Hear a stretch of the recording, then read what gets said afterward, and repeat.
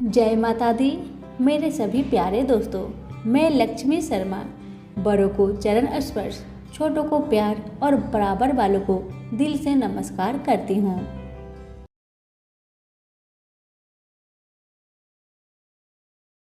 आज बुधवार के दिन आप सभी सुनिए बुधवार को सुनी जाने वाली 5 कथा एक साथ। कथा को पूरा अवश्य सुने। अब सुनिए कथा। भगवान कृष्ण और कामधेनु की कहानी। एक दिन कामधेनु नामक एक गाय भगवान श्री कृष्ण के पास पहुंची। कामधेनु ने कृष्ण जी से कहा कि वह देवलोक नामक स्थान से आई है, जो स्वर्ग का राज्य है। उसने कहा कि वह कृष्ण का राज अभिषेक करना चाहती है। गाय ने स्वर्ग के पवित्र जल से भगवान को स्नान कराया और सभी प्राणियों की रक्षा करने के लिए उन्हें धन्यवाद भी दिया। उसके बाद भगवान इंद्र स्वयं ऐरावत के साथ प्रकट हुए और घोषणा की कि कृष्ण को गोविंदा के नाम से जाना जाएगा, जिसका अर्थ है पूरी दुनिया का इंद्र। प्रेम से बोलिए कृष्ण भगवान की जय। अब सुनिए अक्रूर जी और भगवान श्री कृष्ण की कहानी। बात उस समय की है जब श्री कृष्ण का जन्म नहीं हुआ था। कंस ने आकाशवाणी को सुनकर अपने पिता राजा उग्रसेन को बंदी बना लिया था और खुद राजा बन बैठा था। अक्रूर जी उन्हीं के दरबार में मंत्री के पद पर आसीन थे। रिश्ते में अक्रूर जी वासुदेव के भाई थे। इस नाते से वह श्री कृष्ण के काका थे। इतना ही नहीं, अक्रूर जी को श्री कृष्ण अपना गुरु भी मानते थे।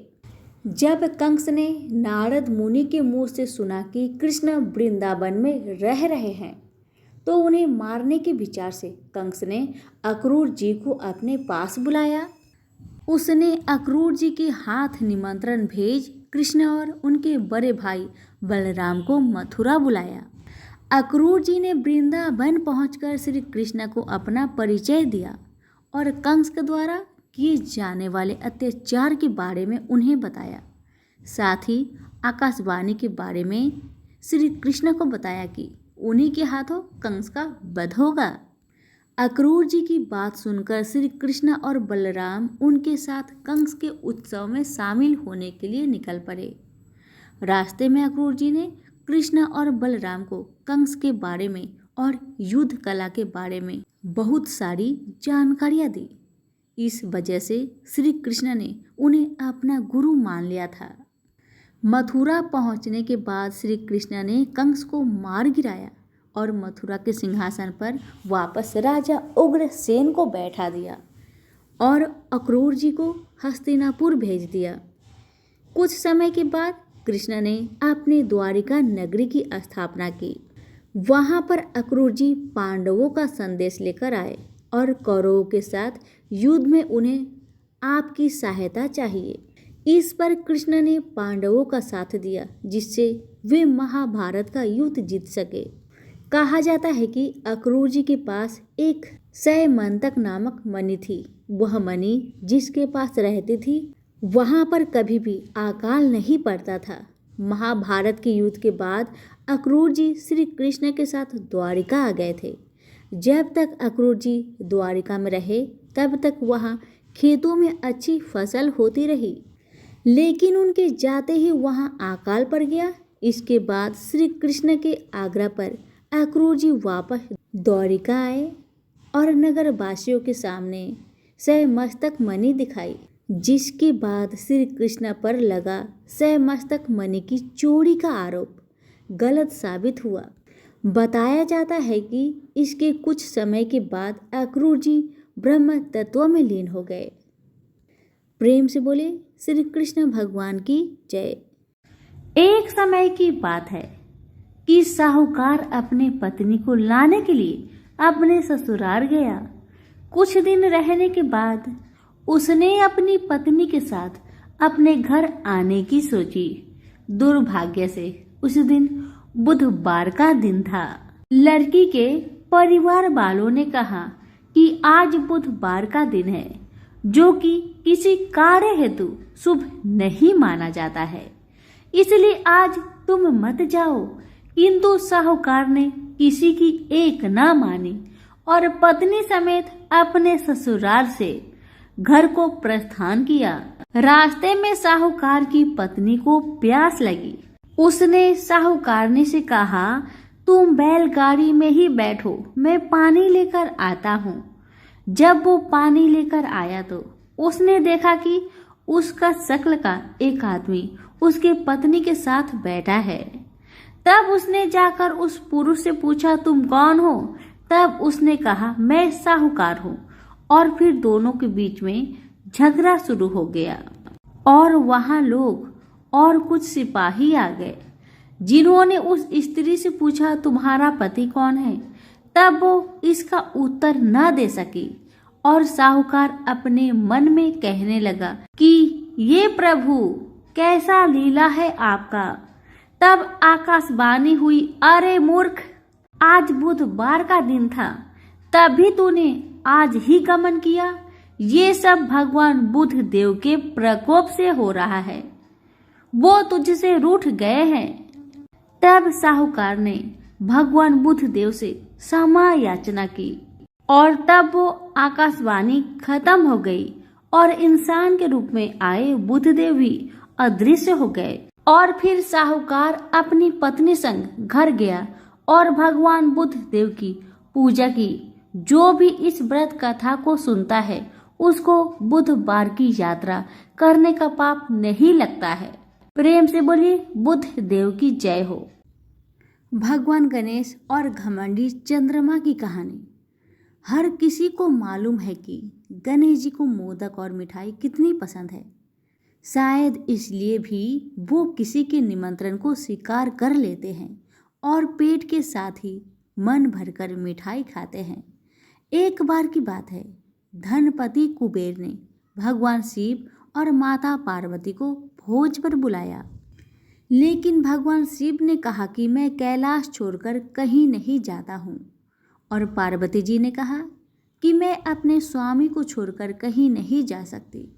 तब उन्होंने कहा कि आप हमारे स्थान पर गणेश को ले जाओ। वैसे भी उन्हें मिठाई और भोज बहुत पसंद आते हैं। तब कुबेर गणेश जी को अपने साथ भोज पर ले गए। वहाँ उन्होंने मन भरकर मिठाई और मोदक खाई। वापस आते समय कुबेर ने उन्हें मिठाई का थाल देकर विदा किया। लौटने समय चंद्रमा की चांदनी में गणेश जी अपने चूहे पर बैठकर आ रहे थे, लेकिन ज़्यादा खा लेने के कारण बड़ी ही मुश्किल से अपने आप को संभाल पा रहे थे। उसी समय अचानक चूहे का पैर किसी पत्थर से लगकर डगमगाने लगा। इससे गणेश जी चूहे के ऊपर से गिर गए और पेट ज़्यादा भरा होने के कारण अपने आप को संभाल नहीं सके और मिठाइयाँ भी यहाँ वहाँ गिर गई। यह सब चंद्रदेव ऊपर से देख रहे थे।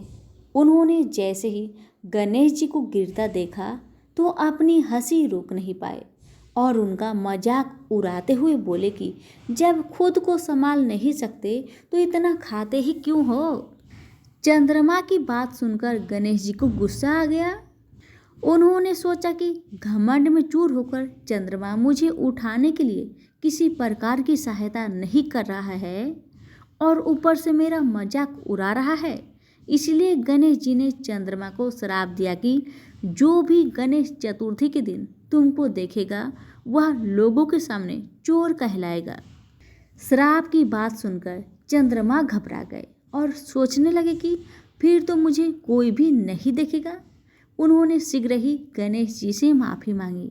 कुछ देर बाद जब गणेश जी का गुस्सा शांत हुआ तब उन्होंने कहा कि मैं श्राप तो वापस नहीं ले सकता, लेकिन तुमको एक वरदान देता हूँ कि अगर वही व्यक्ति अगली गणेश चतुर्थी को तुमको देखेगा तो उसके ऊपर से चोर होने का श्राप उतर जाएगा। तब जाकर चंद्रमा की जान में जान आई। इसके अलावा एक और कहानी सुनने में आती है कि गणेश जी ने चंद्रमा को उनका मजाक उड़ाने पर श्राप दिया था कि वह आज के बाद किसी को दिखाई नहीं देंगे। चंद्रमा के माफ़ी मांगने पर उन्होंने कहा कि मैं श्राप वापस नहीं ले सकता, लेकिन एक वरदान देता हूँ कि तुम माह में एक दिन किसी को भी दिखाई नहीं दोगे और माह में एक दिन पूर्ण रूप में आसमान पर दिखाई दोगे। बस तभी से चंद्रमा पूर्णिमा के दिन पूरी दिखाई देती है और अमावस के दिन नजर नहीं आती है। प्रेम से बोलिए गणेश महाराज की जय। एक बुढ़िया माई थी, मिट्टी के गणेश जी का पूजा करती थी। बूढ़ी माई हर रोज गणपति जी को मिट्टी से बनाती थी, लेकिन हर दिन गणपति बप्पा की मूर्ति गल जाया करती थी। एक दिन बूढ़ी माई ने देखा कि एक सेठ का मकान बन रही है, तो बूढ़ी माई उस मिस्त्री के पास गई और बोली, मिस्त्री भैया आप मुझे पत्थर के गणेश जी बना दीजिए।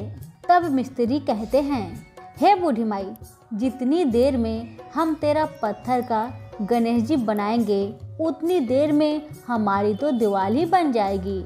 हमारे पास समय नहीं है, हम तुम्हारे गणपति जी को नहीं बनाएंगे। ये सब सुनकर बूढ़ी माई बोली, राम करे तुम्हारी दीवार टेढ़ी हो जाए।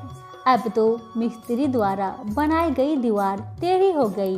मिस्त्री ने बहुत कोशिश की, लेकिन उसकी बनाई हुई दीवार सीधी नहीं होती थी, टेढ़ी ही हो जाती थी। इस तरह करते करते शाम हो गई। शाम को सेठ आए। उन्होंने कहा, आज कुछ भी काम तुमने नहीं किया है। तो मिस्त्री कहने लगा, एक बुढ़िया माई आई थी, वह कह रही थी मेरा पत्थर का गणेश बना दो। हमने नहीं बनाया, तो उन्होंने कहा तुम्हारी दीवार टेढ़ी हो जाए, तब से दीवार सीधी नहीं बन रही है। हम जब भी दीवार को बनाने की कोशिश कर रहे हैं वह सीधी हो ही नहीं रही है। तब सेठ जी ने बुढ़िया माई को बुलाए और सेठ जी बूढ़ी माई से कहने लगे, हम आपके लिए सोने का गणेश जी बना देंगे, बस आप कृपा करके हमारी दीवार को सीधी कर दीजिए।